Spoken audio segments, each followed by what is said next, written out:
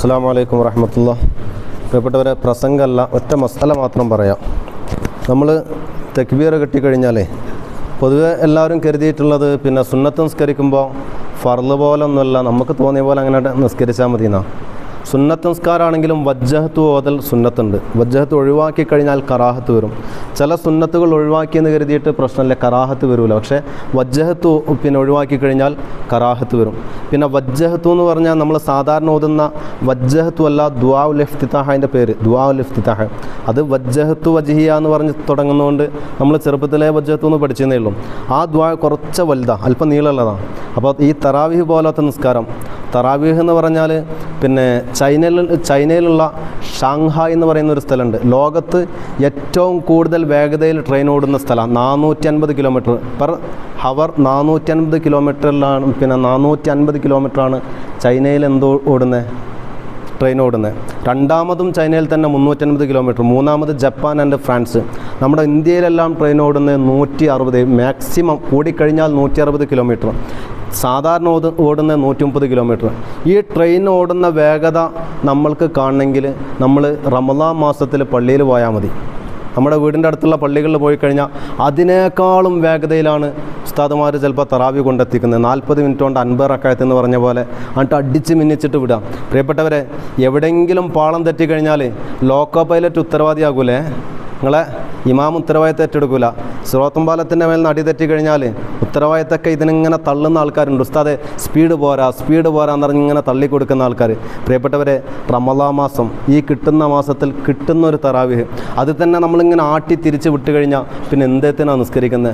ഇനി നമ്മൾ എത്ര സ്പീഡാക്കി കഴിഞ്ഞാൽ ഏറിയാൽ ഒരു 5 മിനിറ്റ് ലാഭം കിട്ടും. ഈ 5 മിനിറ്റിന് വേണ്ടിയിട്ടാണ് റുക്കോയിലുള്ള ദിക്റില്ല, സുജൂദിലുള്ള ദിക്റില്ല, വജ്ജഹത്തില്ല, ഒന്നുമില്ലാതെ വെറും ഫാത്തിഹ ഓതിയിട്ട് ഇങ്ങനെ നിസ്കരിച്ചിട്ട് എന്താ കാര്യം? അപ്പോൾ ഏതായാലും നിസ്കരിക്കുന്ന ഈ ഒരു മാസം റാഹത്തിൽ അങ്ങനെ പോകട്ടെ. ഒരു 5 മിനിറ്റ് ലേറ്റ് ആയാലും വേണ്ടിയില്ല, നല്ല റാഹത്തിൽ മനസ്സാന്നിധ്യത്തോടു കൂടി നിസ്കരിക്കണം. ഏതായാലും പല ആൾക്കാരും വജ്ജഹത്ത് ഓതാറില്ല. വജ്ജഹത്തു എന്നുള്ള ദുആ ഉൽ ഇഫ്തിതാഹാണ്. അതിനൊക്കെ പകരം പിന്നെ അല്ലാഹു അക്ബർ കബീറ വൽഹംദുലില്ലാഹി കസീറ വസുബ്ഹാനല്ലാഹി ബുക്റതൻ വസീല, ഇത് ചൊല്ലിയാൽ മതി. എങ്കിൽ അതും ഒരു ദുആ ആണ്.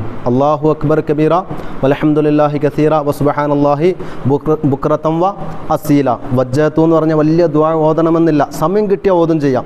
അതേപോലെ ഇമാമ് ചിലപ്പോൾ ചെറിയ സൂറത്തോതും, നിസ്കാരത്തിൽ ചെറിയ സൂറത്തോതും. നിങ്ങളെന്ത് ചെയ്യും?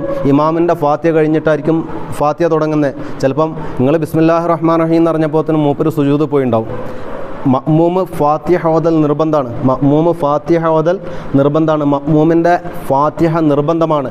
അത് ഫർളാണ്. അത് ഓതിയിട്ടേ റുക്കുവിലേക്ക് വരാൻ പാടുള്ളൂ. അത് വിശാലമായ മസലയാണ് ഫാത്തിഹയായി ബന്ധപ്പെട്ടത്. ഇൻഷാല്ലാ ഓരോ ദിവസം നമുക്ക് അങ്ങനെ പോവാം. ഏതായാലും ഇപ്പോൾ നമ്മൾ മനസ്സിലാക്കാനുള്ളത് വജ്ജഹത്തു, അതിനൊക്കെ പകരം അല്ലാഹു അക്ബർ കബീറ വൽഹംദുലില്ലാഹി കസീറ വസുബ്ഹാനല്ലാഹി ബുക്റതൻ വസീല.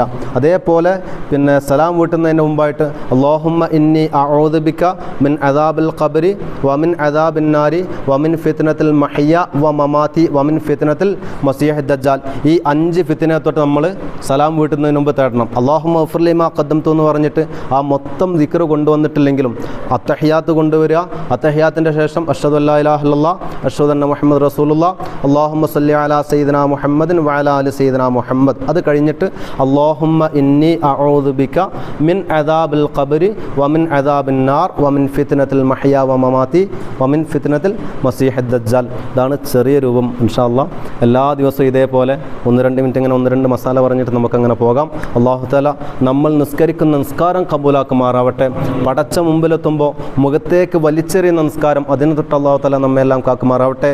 ജീവിക്കുന്ന കാലം അത്രയും ഇസ്സത്തോടുകൂടി ആഫിയത്തോടുകൂടി ജീവിച്ചുകൊണ്ട് ഇസ്സത്തോടുകൂടി ആഫിയത്തോടുകൂടി അവസാനം ലാ ഇലാഹ ഇല്ലല്ലാഹ് എന്ന് ചൊല്ലി മരിക്കാനുള്ള ഭാഗ്യം നമുക്കെല്ലാം പടച്ച റബ്ബ് പ്രദാനം ചെയ്യുമാറാവട്ടെ. ആമീൻ ബിറഹ്മതിക യാ അർഹമർ റഹീമീൻ. പ്രിയപ്പെട്ടവരെ, നമ്മുടെ കേരളത്തിൽ നിന്ന് 2 കുട്ടികൾ വന്നിട്ടുണ്ട്.